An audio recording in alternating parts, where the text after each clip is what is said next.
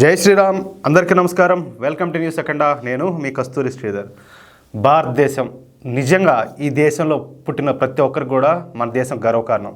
ఈ దేశం అంటే ప్రేమ, భక్తి, గౌరవం, అనురాగం. ఈ దేశాన్ని అమ్మతో సమానంగా చూస్తారు కాబట్టే భారత మాత అంటారు. ఈ దేశం కోసం ప్రాణం ఇవ్వడానికైనా ప్రాణాలు తీయడానికైనా కూడా ఎంతోమంది సిద్ధంగా ఉంటారు. అంత ప్రేమ చెప్పాలంటే, అంత పిచ్చి మన దేశం అంటే.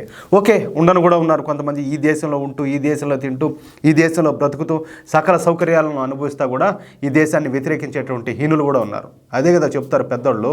అదేదో పాలు తాగి రొమ్ము గుద్దే వాళ్ళు ఉంటారంటారు కదా, అలాంటి నీచులు కూడా ఉన్నారు. ఏదేమైనప్పటికీ ఇక్కడ ఉన్నది మాత్రం దేశాన్ని ప్రేమించే వాళ్ళే ఎక్కువ. ఇక అసలు విషయానికి వస్తా. సుభాష్ చంద్ర భారత ఆర్మీలో లాన్స్ నాయక్గా ఆయన పనిచేస్తూ ఉన్నారు. ఇంకొక విషయం ఏంటంటే, భారత సైన్యంలో పనిచేయడం అంటే అది మామూలు విషయం కాదు. ఈ దేశంలో పుట్టడం ఒక గర్వకారణం అయితే, ఈ దేశం కోసం దేశ సరిహద్దులో నిలబడి ఎండనక, వాననక, చలికి, దుమ్ముకు, అన్ని వాతావరణ పరిస్థితులు కూడా ఎదుర్కొని తట్టుకొని మన దేశం కోసం ఆర్మీలో చేరి సేవలు అందించడం అనేది మామూలు విషయం కాదు. అట్లాంటి ఒక సైనికుడే సుభాష్ చంద్ర. కానీ లాన్స్ నాయక్ కాసేపటి క్రితం వీరమరణం పొందారు. పాకిస్తాన్ ఆర్మీకు చుక్కలు చూపించి ఈ క్రమంలో ఆయన వీరమరణం పొందారు. అసలు లాన్స్ నాయక్ ఏం చేశారో ఇప్పుడు మనం మాట్లాడుకుందాం. అసలు ఎలా జరిగింది, ఈ దారుణం ఎలా జరిగిందో మనం మాట్లాడుకుందాం. ముందుగా మనం జమ్మూ కాశ్మీర్లో తీవ్రవాద ఘటనల గురించి తెలుసుకోవాల్సిన అవసరం ఎంతైనా ఉంది. నిజానికి జమ్మూ కాశ్మీర్ అనేవి రెండు ప్రాంతాలు. ఒకటి జమ్మూ, రెండోది వచ్చేసి కాశ్మీరు. జమ్మూలో హిందువులు ఎక్కువ మంది నివసిస్తూ ఉంటారు. చాలామందికి తెలియని వాళ్ళకు ఇది తెలుసుకోవచ్చు అనమాట ఈ న్యూస్ ద్వారా. ఎక్కువ మంది వచ్చేసి జమ్మూలో హిందువులు నివసిస్తూ ఉంటారు. కాగా కాశ్మీర్లో దాదాపుగా ముస్లిం జనాభానే ఎక్కువగా ఉంటుంది. అయితే అందరూ కూడా కాశ్మీర్ లోయ అత్యంత కఠినమైన ప్రాంతం అనుకుంటూ ఉంటారు. కానీ అది వాస్తవం కాదు. కాశ్మీర్ కన్నా కూడా జమ్మూ ప్రాంతం అత్యంత కఠినమైన ప్రాంతం. జమ్మూ ప్రాంతం అంతా కూడా దట్టమైన అడవులు, పర్వతాలు, కొండలు, గుట్టలతో జమ్మూ ప్రాంతం అంతా కూడా చాలా కఠినంగా ఉంటుంది. అంటే క్లిష్టంగా ఉంటుంది అనమాట అక్కడంతా కూడా.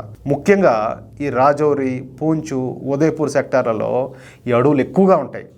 దీంతో ఇప్పుడు తీవ్రవాదులు ఏంటంటే కాశ్మీర్ ప్రాంతాన్ని వదిలిపెట్టి ఈ జమ్మూ ప్రాంతంపై దృష్టి పెట్టినారు. ఈ జమ్మూ ప్రాంతంలో అయితే తీవ్రవాదులు దొరకకుండా ఈజీగా తప్పించుకోవచ్చు. అంతేకాకుండా దాక్కోవడానికి చాలా అంటే చాలా ప్రదేశాలు ఉన్నాయి.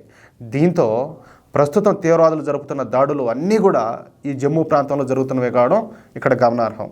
ఈ తీవ్రవాదులు కొన్ని రహస్య మార్గాలను ఏర్పాటు చేసుకొని వాటి ద్వారా జమ్మూలోకి అయితే ప్రవేశిస్తూ ఉంటారు.